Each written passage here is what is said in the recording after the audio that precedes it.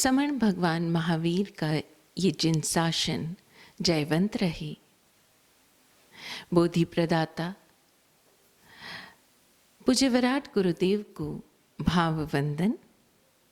सृष्टि के समस्त षट जीवनिकाय से प्रतिपल प्राप्त हो रहे प्रत्यक्ष अप्रत्यक्ष सहयोगों के लिए आभार।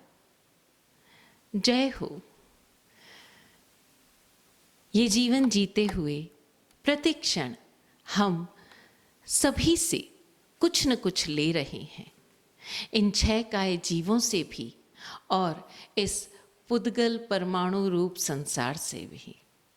प्रतिपल हम कुछ न कुछ आदान कर ही तो रहे हैं। इन चीज़ों को, इन वस्तुओं को, इन सारे जो व्यवहार है, जो आसपास का वातावरण है, इन सब के सहयोगों के बदले में हम दे क्या रहे हैं? धन्यवाद भी तो नहीं दे पा रहे हम। हमें लगता है कि चीज़ें, छह काय के जीवों को हम धन्यवाद दे रहे हैं, लेकिन इन पुद्गल रूपी चीज़ों को धन्यवाद देने की क्या आवश्यकता है? ये तो सब नॉन लिविंग है, इट इज़ ऑल मैटर। इनको हम धन्यवाद क्यों दें? क्या ये हमारा धन्यवाद ग्रहण करती हैं? हम समझें, जिस भी चीज़ का हम उपयोग ले रहे हैं, उसे हम किन भावों के साथ उपयोग में ला रहे हैं, वो महत्वपूर्ण है। जिस समय में हम उनको ग्रहण कर रहे हैं, जिस समय हम उनको छोड़ रहे हैं, उस समय हमारे भाव क्या हैं, वो ज़्यादा महत्वपूर्ण है। हम देखें, हम वस्तुओं को, वातावरण को, व्यक्तियों को हम लेते तो जाते हैं, लेकिन उनका उपयोग भी कितना करते हैं? ध्यान रहे, हम खुद को चेक करते रहें प्रतिपल कि जो वस्तुएं हम ले रहे हैं वो आवश्यक हो और न्यूनतम हम उन्हें लें और उनका उपयोग कैसा हो, अधिकतम मैक्सिमम यूज़ कैसे हो सकता है, वो ज़रा हम देखें। और इन वस्तुओं के काम लेने के बाद हम उनका क्या करते हैं। फॉर एग्ज़ाम्पल, हमने खाना खाया और उसके बाद जिस बर्तन में हमने वो खाना खाया, वो भोजन किया, उन बर्तनों का क्या करें हम? सीधी सी बात है, अगर हम घरों में हैं तो जिस भी पदार्थ के बर्तन में हम खाना खा रहे हैं, प्लेट में, चम्मच, प्याली, कप, व्हाटएवर इट इज़, कोई भी मैटर है तो ज़रा चेक तो करें कि ये मैटर आ कहाँ से रहा है, ये बन कहाँ से रहा है। ज़रा सा उसकी चमक फीकी पड़ गई, ज़रा सा कुछ हो गया और हम कहते हैं फेंक दो, नया आ जाएगा, and we can afford it, you know. तो ज़रा चेक करें ये बन के कहाँ से आते हैं। जिन लकड़ी के बर्तनों में, जिन लकड़ी के पात्रों में हम भोजन कर रहे हैं, वो आता कहाँ से है। ये 5 समितियां हमको सिखाती है कि जीवन में कोई भी क्रिया करो, यत्नापूर्वक करो, और यत्ना किस तरह से करनी, उसकी सूक्ष्म से सूक्ष्मतम जानकारी ये समिति हमें दे रही है, जानकारी दे रही है। लेकिन इन जानकारियों को हम अपने जीवन में कैसे उतारें और अपने जीवन को कितना यत्नामय बनाएं, ये मात्र और मात्र हमारे भीतर चल रहे भावों की गति पर निर्भर करता है, हमारे भावों पर निर्भर करता है, हमारे भावों की शुद्धि पर निर्भर करता है। हम अपने भावों को किस दृष्टि से, किस दिशा में अग्रसर कर रहे हैं, उस पर डिपेंड करता है। ज़रा देखो ये लकड़ी के पात्र कैसे बनते हैं। एक समय था जब मेटल्स की उतनी खोज नहीं हुई थी, उतनी मशीनरी डेवलप नहीं हुई थी, तो जो मानव जीवन है वो इतने वृक्ष थे, वृक्ष जब सूख कर गिर जाते थे वो वनों में ऐसे ही मिल जाते थे। तब इतनी पॉपुलेशन भी नहीं थी, तो आसपास के वनों में जब व्यक्ति लकड़ी बीनने जाता अपने ईंधन के लिए, तब उन पड़े हुए वृक्षों का एक ये उपयोग भी हो गया कि चलो ये एक पात्र बन गए।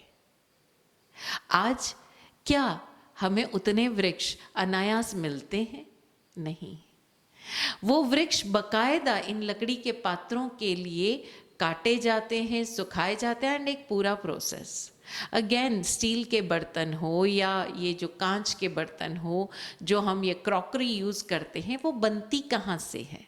बोन चाइना आप यूज़ करते हो, ज़रा एक बार गूगल करके चेक करना कि वो आती कहाँ से है, उसका स्रोत क्या है।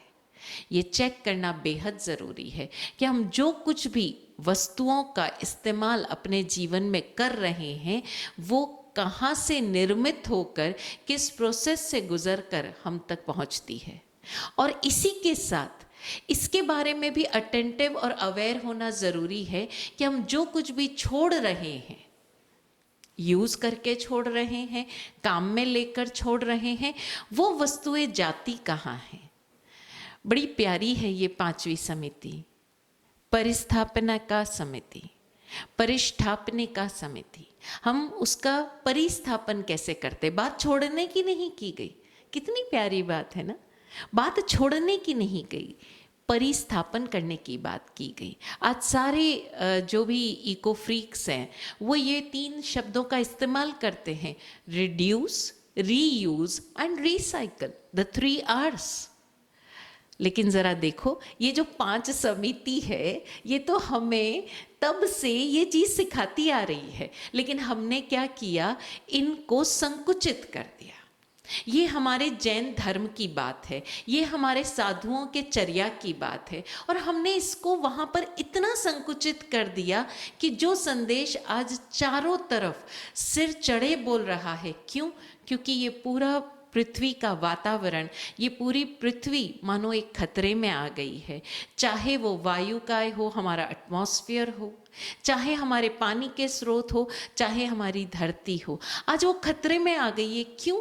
क्योंकि हमने अधिकतम उपयोग कर लिया, न्यूनतम नहीं, अधिकतम हमने उपयोग कर लिया।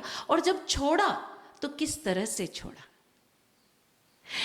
कृषि वर्षों से होती है, ये सदियों से, जब से मानव ने कृषि करना सीखा या प्रकृति के इस राज को जाना कि जैसे ही धरती में कोई बीज पड़ेगा वो उगेगा, जैसे ही उसने ये सीक्रेट जाना, उसने कृषि, प्रभु आदिनाथ ने असी मसी कृषि का ज्ञान दिया, तब से ये कृषि मानव करता आ रहा है। लेकिन कृषि कैसे कर रहा था? भावों से, ये ध्यान में रखते हुए, यत्ना से कृषि कर रहा था, ये ध्यान में रखते हुए कि धरती को कोई नुकसान नहीं हो, किसी भी नेचुरल रिसोर्स को कोई नुकसान नहीं हो। लेकिन जरा आज हम देखें कि हम धरती पर अनाज उगा रहे हैं, लेकिन कितने पेस्टिसाइड्स, कितने फर्टिलाइजर्स और क्या डाल रहे हैं कि वो धरती ही खराब हो गई। हमने यूज करके उसको छोड़ा किस तरह से। और ना सिर्फ ये कृषि योग्य भूमि, हमने जंगलों का क्या हाल कर दिया। हमने लिया तो सही वहां से, उसे छोड़ा किस तरह से। कहीं पर भी ये मनाही नहीं की गई कि आप चीजों का उपयोग ही मत करो, लेकिन उपयोग किस तरह से करो, आवश्यक का उपयोग करो। और उपयोग करते हुए भी अटेंटिव रहो, अवेयरनेस के साथ उपयोग करो कि आपके माहौल में किसी तरह की कोई हार्मनी ना बिगड़े, और छोड़ते हुए भी हार्मनी ना बिगड़े।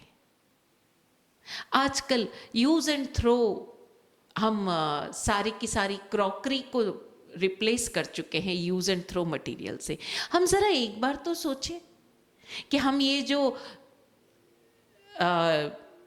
यूज कर रहे हैं ग्लासेस, यूज एंड थ्रो वाली, ये जो ग्लासेस या ये जो चम्मच या प्लास्टिक की ये प्लेट्स, ये वापस जाती कहाँ है?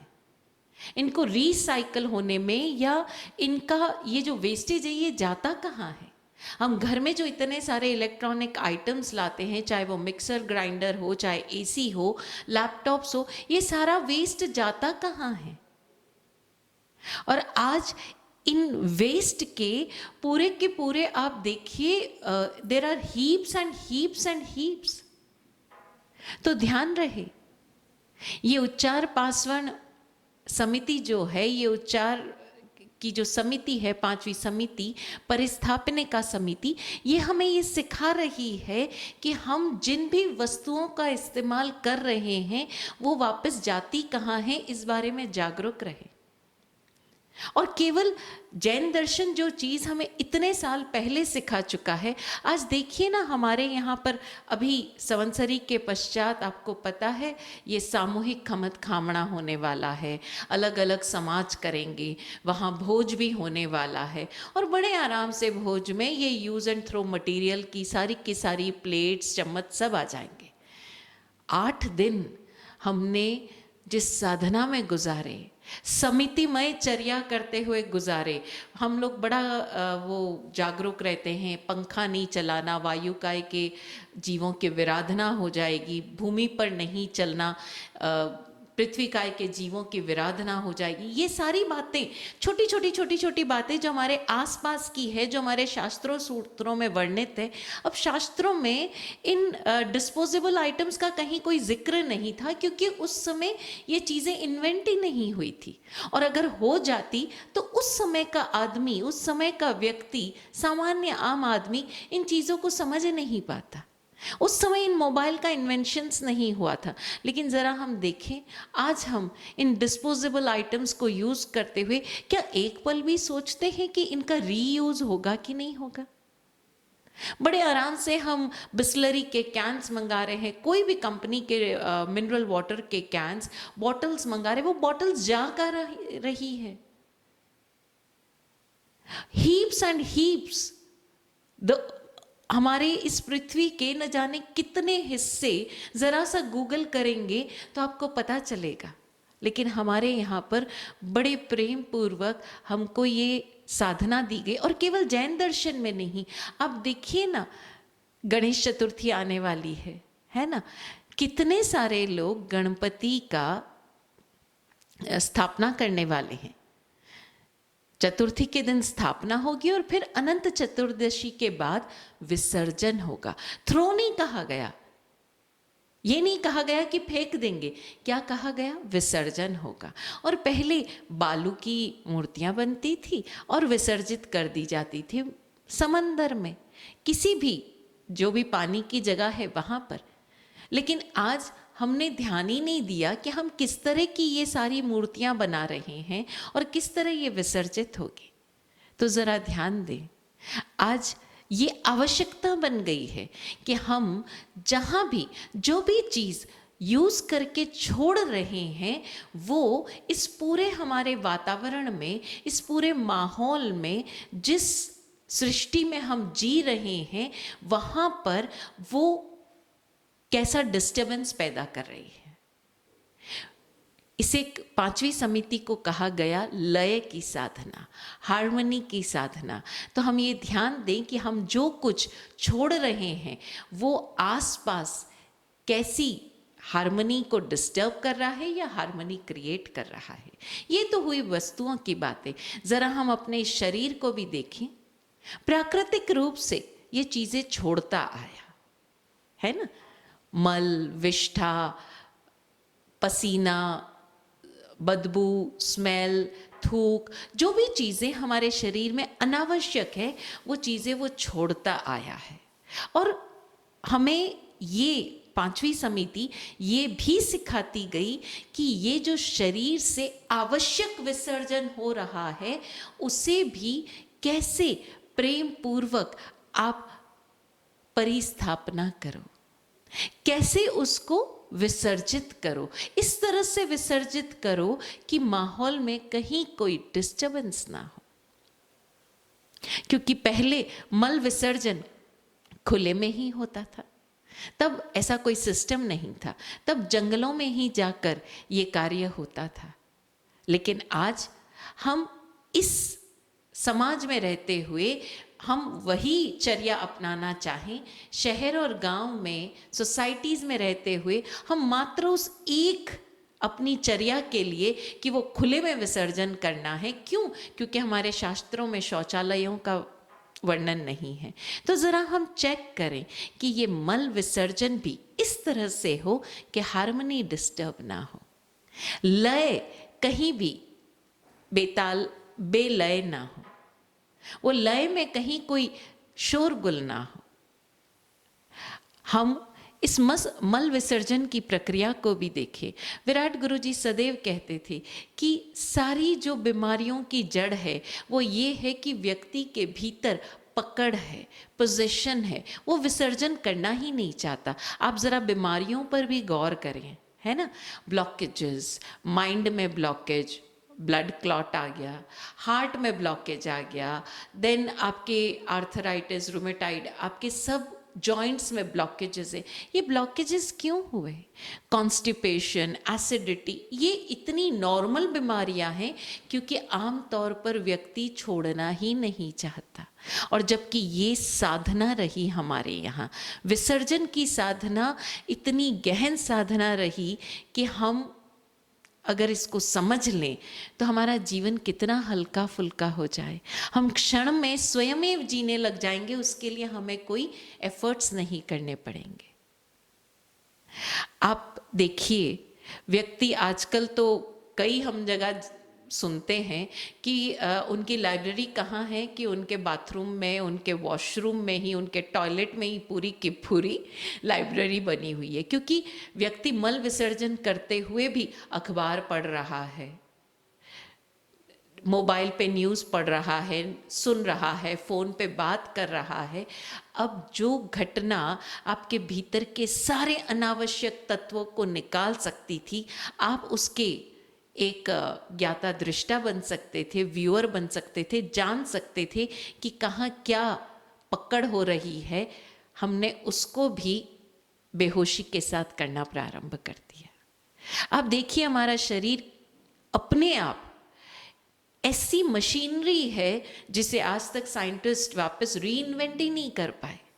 अगर आपके नाक के या मुंह के रास्ते, आपके श्वसन तंत्र में कहीं पर भी कुछ भी अनावश्यक विजातीय तत्व चला गया है, आपकी बॉडी उसे ऑटोमेटिकली बाहर फेंक देगी, खांसी के द्वारा, छींक के द्वारा, कफ के द्वारा। लेकिन हम, हल्की सी छींक आई नहीं, हल्की सी खांसी आई नहीं, हम उसे दबाएंगे। अब वो सारे अनावश्यक विजातीय तत्व भीतर ही रह गए। जैसे ही हमारा पेट गड़बड़ हुआ, हमें लूज मोशंस होंगे, लेकिन हम उसको रोकने के लिए दवाई ले लेंगे। अरे, शरीर कार्य कर रहा है, अनावश्यक आ गया है, वो स्वतः विसर्जन कर रहा है। जैसे ही हमारे ब्लड फ्लो में या हमारे स्किन में कहीं कुछ प्रॉब्लम हुई, एक्सेस टेम्परेचर आकर शरीर पसीने के माध्यम से, उस ताप के माध्यम से एक्सेसिव हीट को, एक्सेसिव जो भी हमारे अंदर ये सारे विकार उत्पन्न हुए हैं उनको निकाल देगा। लेकिन हम ऐसी दवाइयाँ लेकर उसे दबा देंगे। भारतीय चिकित्सा पद्धति भी इतनी ही आध्यात्मिक रही। आप ज़रा नोट कीजिएगा, जितने भी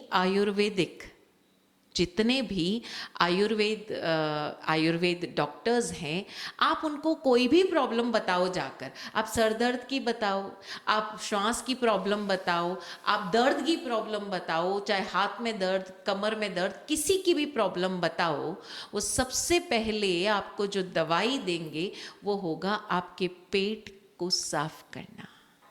कि जो कुछ अनावश्यक रूप से आपके पेट में जमा है, आपकी आंतों में जमा है, आपके श्वसन तंत्र में जमा है, कुछ भी है, उन सब को वो क्लीन करेंगे। और ये क्लीन होने का प्रोसेस कई बार बहुत लंबा भी हो सकता है, क्योंकि अगर आप इन आयुर्वेदाचार्यों को सुने ध्यान से तो वो कहेंगे कि बरसों से जमा है आपकी बॉडी में ये सारे चीज़ें, और इसीलिए इनको निकालना अति आवश्यक हो गया है। लेकिन हम घबरा जाते हैं और वो दवाइयाँ ही छोड़ देते हैं।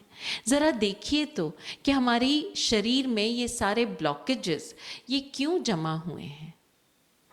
आप अपने भीतर से ये एक्सेसिव फैट्स, ये एक्सेसिव जो भी चीज़ें हैं, आप थोड़ा सा अपने शरीर को देखना शुरू कर दें और इस मल विसर्जन की प्रक्रिया पर गौर करना शुरू कर दें, तो आप देखेंगे कि आपके बहुत सारी प्रॉब्लम्स, मेंटल, फिजिकल और इमोशनल, तीनों ही तरह की प्रॉब्लम से छुटकारा हो गया है। और हाँ, हम जो कुछ खा रहे हैं वो हमारे मल के अनावश्यक, हमारा शरीर उतना ही ग्रहण करेगा, उतने ही न्यूट्रिएंट्स ग्रहण करेगा जो हमारे लिए आवश्यक हैं, और फिर जब हम उसको छोड़ेंगे तब वो प्रकृति में जाकर क्या करेगा। इसीलिए साधुओं को इस पांचवी समिति के बारे में जागृति रखने की प्रेरणा दी गई। एक बड़ी इंटरेस्टिंग सर्वे पढ़ने में आया कुछ दिन पहले। आप लोगों ने सुना होगा, कई व्यक्ति अक्सर नशे का इस्तेमाल करते हैं, है ना, अलग अलग तरह के नशे का। तो ज़रा सोचा कभी किसी ने कि ये जो नशे का हम इस्तेमाल करते हैं, क्या हमारी बॉडी उस नशे को ग्रहण करती है या छोड़ देती है। आप आश्चर्य करेंगे कि आपका शरीर इतना सजग है कि वो उसको ग्रहण नहीं करता, वो उसको छोड़ता है। हाँ, उसका कुछ प्रभाव जो आपके नर्वस सिस्टम पे होना है या आपके अन्य सिस्टम पर होना है, जब आप अधिक मात्रा में ले रहे हो तब वो हो जाता है।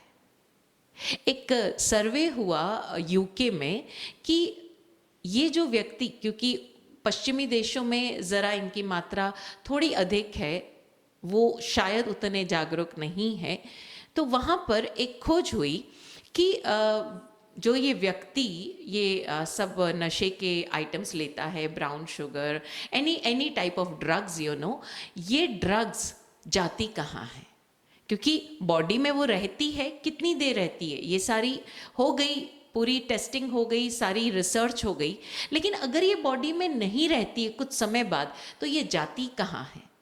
तो वहाँ के लोगों ने एक सर्वे किया। जो भी वहाँ के घरों का जो मल है, ऑब्वियसली वो एक ट्रीटमेंट प्लांट में जाके, और फिर जो लिक्विड होता है वो सब नदी में जाता है। तो थेम्स नदी जो है, वहाँ के पानी की बराबर अंतरालों पर टेस्टिंग की गई। फिल्टर प्लांट से गुजरने के बाद, कितना भी अच्छा फिल्टर प्लांट हो, थोड़ा बहुत तो लीकेज हो ही जाता है, आप समझ सकते हो।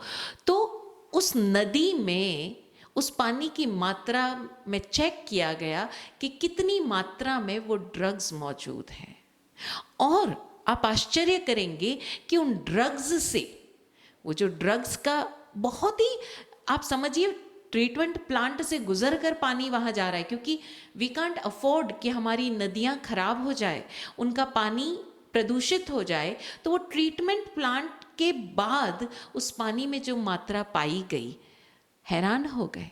और जब समय समय अंतरालों पर चर्चा की गई, तो वो रिसर्चर्स हैरान थे कि जब क्रिसमस का टाइम है या छुट्टियों का टाइम है, उस समय उस नदी के पानी में वो मात्रा अधिक पाई गई।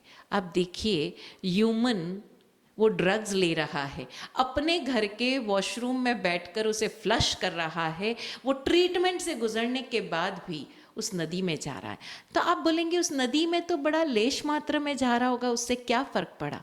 आप सोच भी नहीं सकते कि उस आपके सो कॉल्ड विसर्जन ने उस पूरी नदी के उस एरिया की एक्वेटिक लाइफ को, फिशेस तक को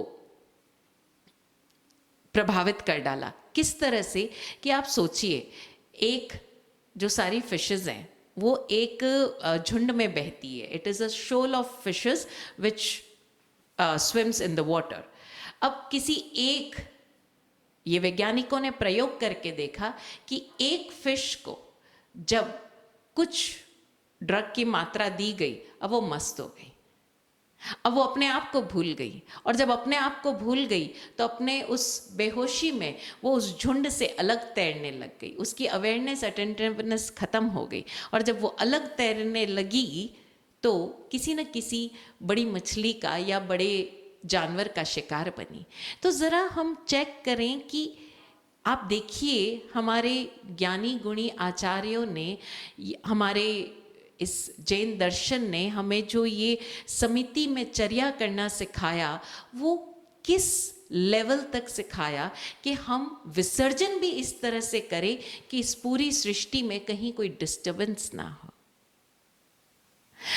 हमारी आज जो भी हम फैक्ट्रीज खोलते हैं, कितने लोग हैं जो इस बात पर ध्यान देते हैं कि इस फैक्ट्री का जो वेस्ट निकलेगा वो आगे जाकर क्या नुकसान करेगा। ज़रा चेक करें कि हम जो 8 दिन पर्युषणा की साधना कर रहे हैं, जैन बंधु कितने लोगों ने अपनी फैक्ट्री के इस वेस्ट मटेरियल के ट्रीटमेंट पर उतना ही पैसा खर्च किया जितना आवश्यक था। सब लोग पैसा कहाँ बचाएंगे? उस ट्रीटमेंट प्लांट पर। अरे ठीक है ना, पानी ऐसे नहीं ऐसे छोड़ दे, अच्छा ये हो रहा है ऐसे नहीं वैसे छोड़ दे। हम फ्यूल तो भरना याद रखते हैं गाड़ी में, लेकिन वो फ्यूल वापस बाहर कितनी पोल्यूशन फैला रहा है इसके बारे में हम अनजान हो जाते हैं। ये चौथी और पांचवी समिति हम सब लोगों को डे टू डे लाइफ में ध्यान रखने योग्य है कि हम कितना अनावश्यक ग्रहण कर रहे हैं और फिर वो जो छोड़ रहे हैं, वो जो विसर्जन कर रहे हैं, वो कितना बड़ा डिस्टर्बेंस क्रिएट कर रहा है। और जरा अब हम अपने भीतर झांक कर देखें। सांवत्सरिक प्रतिक्रमण हम सब करने वाले हैं, है ना? तो चेक कीजिएगा कि हम अपने भीतर के विचारों को, विभावों को, हमारे विरोधों को हम छोड़ते हैं या नहीं। हम सबसे खमत खामना कर लेंगे, उन लोगों से भी खमत खामना कर लेंगे जिनसे हमारी कोई लड़ाई नहीं हुई, साल भर में एक बार याद कर लेंगे, लेकिन जिनसे वाकई मन का मैल है, विरोध है, जिनसे वाकई हमारी कहीं न कहीं जेलसी है, ईर्ष्या है या हर्ट फीलिंग है, क्या हम उन्हें वाकई माफ़ कर पाते हैं? क्या हम अपने भीतर के वैर विरोधों को छोड़ पाते हैं? अरे उस व्यक्ति से आप भले ही जाकर बोलो या ना बोलो, लेकिन कम से कम अपने भीतर तो खाली करो। लेकिन हम क्या करेंगे? ऊपर से तो बोल देंगे खमत खामना, खमत खामना, मैसेजेस की बाढ़ शुरू हो गई। अभी तो आप देखिए, पर्युषण से पहले बिना प्रतिक्रमण किए, प्रतिक्रमण हमने किया ही नहीं। जो छोड़ने योग्य है हमारे भीतर के इन विभावों को, इन कषायों को, उनको हमने छोड़ा ही नहीं, लेकिन मैसेजेस डाल दिए। क्यों? क्योंकि भाई चलो हमने तो मैसेज डाल दिया, अब सामने वाला जो भी समझे। बिना प्रतिक्रमण किए हम खमत खामना कर रहे हैं। खमत खामना से इम्पोर्टेंट है कि पहले आप अपने अंदर देखो कि आपने वाकई उन कषायों को छोड़ा क्या, और नहीं छोड़ पाए हो तो गुरु भगवंतों के सानिध्य में जाकर उनके औरा में बैठकर प्रतिक्रमण करो, जानो अपने आप को, और इस बार संकल्प पूर्वक प्रत्याख्यान लेकर इस सांवत्सरिक प्रतिक्रमण को करते हुए अपने भीतर के इन विभावों को, इस द्वेष की भावना को, विरोध की भावना को छोड़िए और छोड़कर देखिए तो सही। जरूरी नहीं है कि आप किसी को माफी मांगो। जैसे कई बार होता है ना कि भाई तूने मुझे माफ कर दिया, चल पहले जैसा रिश्ता हो जाए, वो आवश्यक नहीं है। वो आप अपनी प्रज्ञा से देखो कि आपने जिसको क्षमा कर दिया, जिसको माफ कर दिया। मुझे विराट गुरुदेव ये बड़ी प्यारी बात कहते हैं कि क्षमा करने के पश्चात, क्षमा का अर्थ ये नहीं है कि आप उस व्यक्ति से वापस वैसा ही मेल जोल या पारस्परिक व्यवहार रखो, लेकिन हाँ, वो व्यक्ति अब आपके भीतर भले ही ना रहे, किसी भी वैर विरोध, किसी भी वैर भाव, द्वेष भाव के साथ वो व्यक्ति अब आपके भीतर ना रहे। आप खाली हो गए, आप डिटैच हो गए, लेकिन उसका अर्थ ये नहीं है, ये शर्त नहीं है, ये कंडीशन नहीं है कि पहले जो उस व्यक्ति के साथ आपका पारस्परिक मेल जोल रहा वो आज भी रहे। इसकी कोई बाध्यता नहीं, लेकिन हाँ, अपने भीतर से उन सारे ही क्लेशों को, उन सारे ही द्वेषों को, विरोधों को, विभावों को, कषायों को, आपकी सो कॉल्ड हर्ट फीलिंग्स को अपने भीतर से छोड़ देना। और छोड़ना भी कैसे? बोल बोल कर नहीं। अक्सर अभी कुछ दिन पहले एक व्यक्ति मिला, कुछ दिन 3-4 दिन पहले, बोले महाराज साहब गुस्सा आया तो छोड़ना तो पड़ेगा, निकालना तो पड़ेगा, और अगर नहीं निकालेंगे तो हमारे भीतर पॉइजन बन जाएगा और फिर वो आप ही कहते हो कि वो एक दिन वोल्केनो बन के फूटेगा, तो गुस्सा तो निकालेंगे। तो मैंने कहा भाई गुस्सा निकालना है तो आप बाथरूम में चले जाओ, दरवाज़ा बंद कर दो और फिर खूब चीखो चिल्लाओ, गुस्सा निकालो, है ना। तो बोले नहीं महाराज साहब, जिस पर गुस्सा आया है अगर उस पर गुस्सा नहीं निकालेंगे तो सामने वाले व्यक्ति को कैसे पता चलेगा कि उसकी गलती क्या है। सामने वाले व्यक्ति को उसकी गलती बताने के कई और तरीके हैं, लेकिन हाँ, आपके भीतर गुस्सा छोड़ने का सर्वश्रेष्ठ तरीका है प्रतिक्रमण। और ना सिर्फ गुस्सा, जिस भी तरह की वैर भावना हो उसको छोड़ने का मौका है, चूकिएगा नहीं। और हाँ, आज के बाद दिनचर्या का प्रति क्षण इस जागृति में बिताने का अभ्यास करें, इस अटेंटिवनेस के साथ जीने का अभ्यास करें कि मैं जो कुछ भी काम ले रहा हूँ, यहाँ तक कि एक पेपर भी, पेंसिल भी, ये आ कहाँ से रही है और वापस ये जाएगी कहाँ, इस सृष्टि में कहाँ जाएगी। सो रिमेंबर, ये इको फ्रीक्स भी कह रहे हैं, रिड्यूस, अपनी आवश्यकताओं को कम करो, रीयूज, आप जो चीज़ें छोड़ रहे हो, फॉर एग्जाम्पल कपड़े, बर्तन, ज़रा आसपास जाकर चेक करो ना कि क्या ये किसी और के काम आ सकती है। उनको देकर आओ और प्रेम पूर्वक देकर आओ, ऐसे नहीं कि जैसे छोड़ दिया। अरे उस कपड़े ने आपका साथ दिया ना, जब उसको छोड़ रहे हो धन्यवाद भाव के साथ, आभार भाव के साथ, धन्यवाद तूने हमारा सहयोग किया, धन्यवाद तूने हमारे साथ हमें प्रतिष्ठित करने में सहयोग किया, अब मैं तुम्हें फिर से परिस्थापित करती हूँ या करता हूँ। और उसके बाद ये ध्यान दीजिए कि जो चीज़ें आपके काम आ गई और वो किसी और के भी काम आने योग्य नहीं है, वो रिसाइकल कैसे होगी, है ना।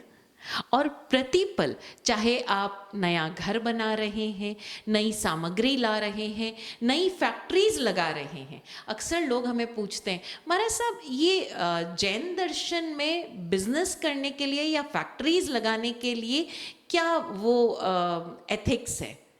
तो ये पांचों जो समितियां हैं, ये आपके एथिक्स बनेगी कि आप कोई भी फैक्ट्री लगा रहे हो, ज़रा चेक करना कि ये फैक्ट्री इस पूरे सिस्टम में क्या करने वाली है, कितने लोगों की नौकरी छुड़ाने वाली है या कितने लोगों को नौकरी देने वाली है, इस पूरे एनवायरनमेंट सिस्टम में कुछ सहयोग करने वाली है या डिस्टर्बेंस क्रिएट करने वाली है।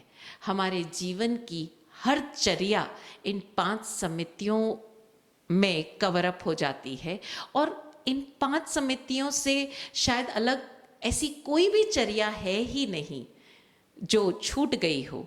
तो हमारा ये जीवन समितिमय गुजरे, हम प्रतिपल हर चर्या को जागृति पूर्वक, यत्नपूर्वक संपन्न कर पाएं, ऐसा अभ्यास हो।